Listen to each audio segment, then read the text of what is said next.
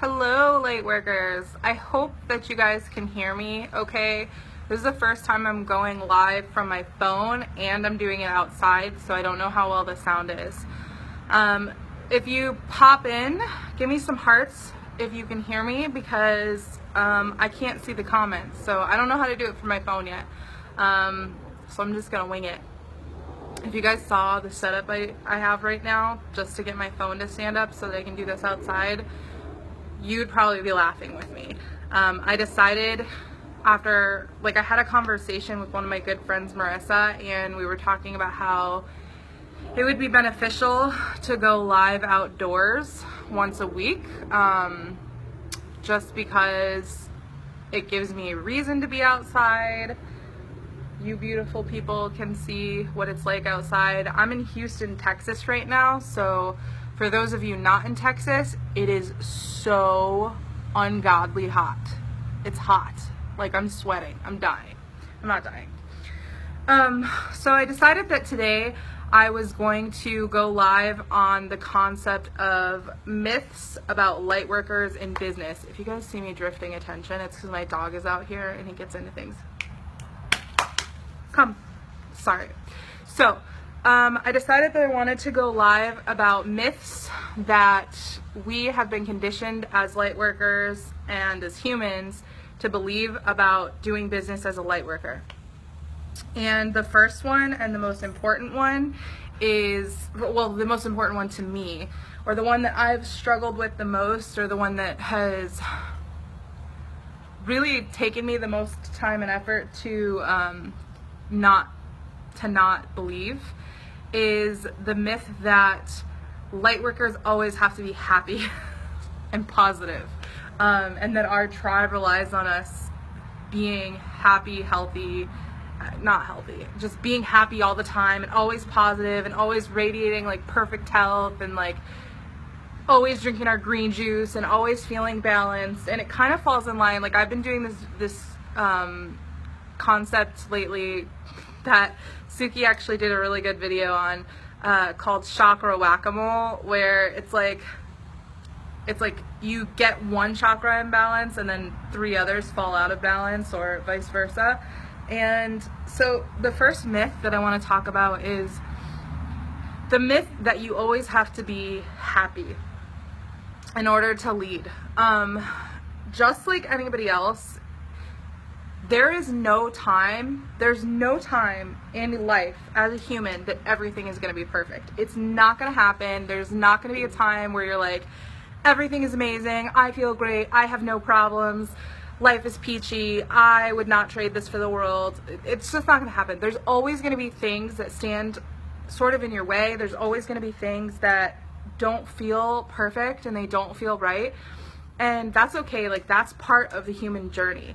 Part of the human experience is dealing with those things and just like going with them, being in flow with them, and just addressing them the best way you can.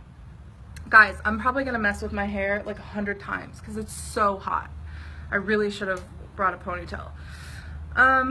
Another myth of being a light worker in business is that you have to be on message all the time.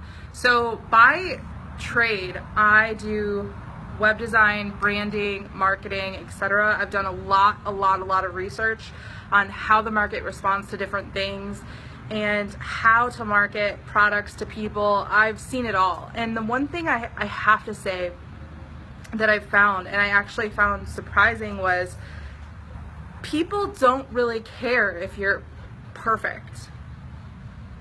In fact, with the new generations coming up, these millennials and like the younger generations coming up, they actually don't believe you if you say you're perfect.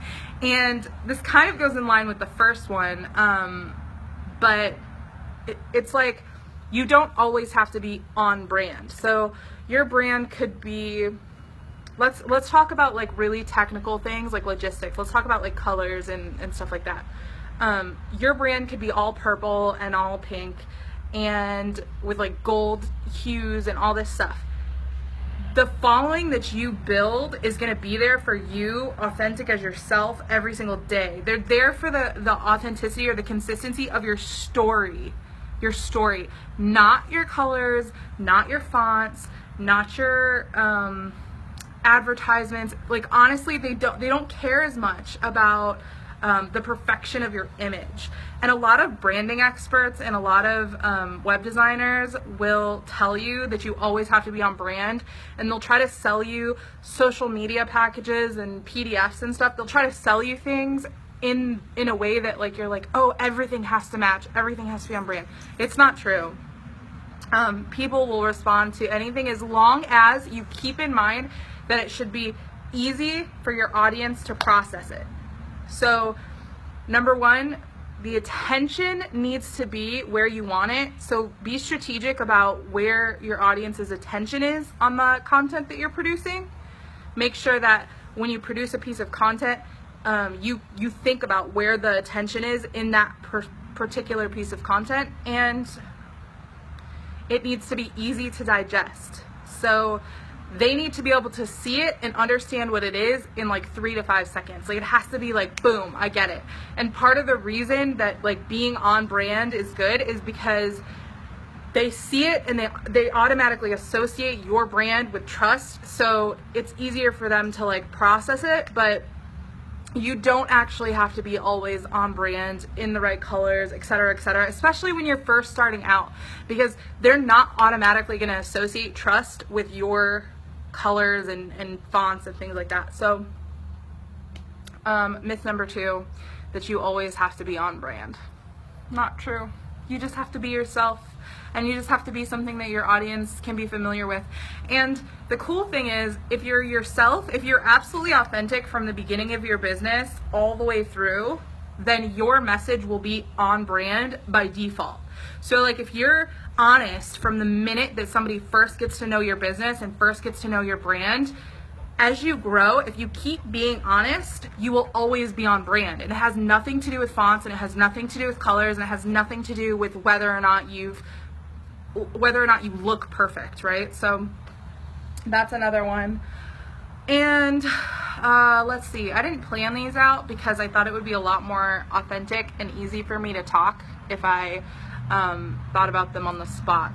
So the first myth is that you always have to be happy and upbeat. The second myth is that you always have to be on brand. I would say that the third myth is that you always have to have the answers. Just because you're a light worker and just because you're doing something positive in the world, it does not mean that you're always going to have the answers. In fact, more often than not, I don't have the answers. What I do have is the right questions.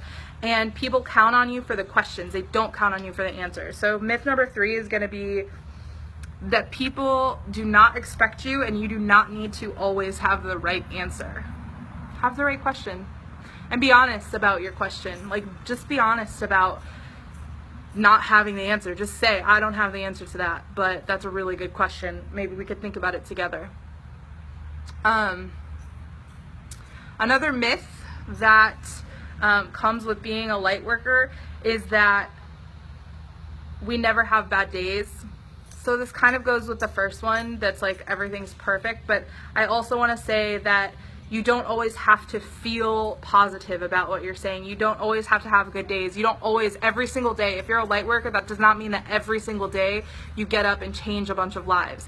It doesn't mean that every day you get up and you achieve your goals. It doesn't mean that every single day you get up and you fight for it. Yes, you're going to have days where fighting for it is the answer. Yes, you're going to have days where fighting for it comes naturally. But there's also going to be days for you that you just don't have it. You just don't have it in you. And that's okay. You need rest too. You need rest too. You need fuel. You need to stop for a second. You just need to stop for a second and breathe and just enjoy your life. And you don't always work for other people. Like, there are going to be days when you say, yes, I have commitments. Yes, I have things on my plate. But you know what? I need to go to the beach with my family today. I need to get out of here today. And that is just as beneficial for your audience as anything else. Because when you get out there and you go and you relax and you rest, it's like you're charging yourself up so that you can be more and do more for your audience. Hey, Trish. And if you don't go out there and you don't rest and you don't refuel when your body needs it and when your body tells you to, then it's going to be really freaking hard for you to serve your audience. It's going to be really hard for you to serve people. So there are going to be days when you feel like, oh man, I owe it to my team, I owe it to my audience to get up and do something. Sometimes that thing that you feel so obligated to do, sometimes that thing that's like, oh, I need to get up and do something, is what serves you personally and your family best. Sometimes that thing is calling out sick and going and having a good day with your family and going to the beach or going to the mountains. Just getting out there and finding what fills you up, because if you're not filled up, you can't fill anyone else up. We all know this, right? Like, we all know this in the group of light workers. We all know what that feeling is like and what that feeling means. So I think that's going to be the last myth that I have. And then other than that, I just want to talk about, I think the bigger topic here is just that being a light worker doesn't mean that all the time you're light. Being the light worker includes the darkness. You know, it's not all light all the time. There's a lot of darkness that's innately built in to the light. I'm gonna get off here because my dog is begging me to go inside. It is so hot here. I'll check the temperature and put it in the comments when I go inside, but it is hot. We're dying. So I'm gonna do my dog a favor and do myself a favor and get inside. But thank you guys for watching. Say hi to Zeke, and I'll see you guys soon. Bye.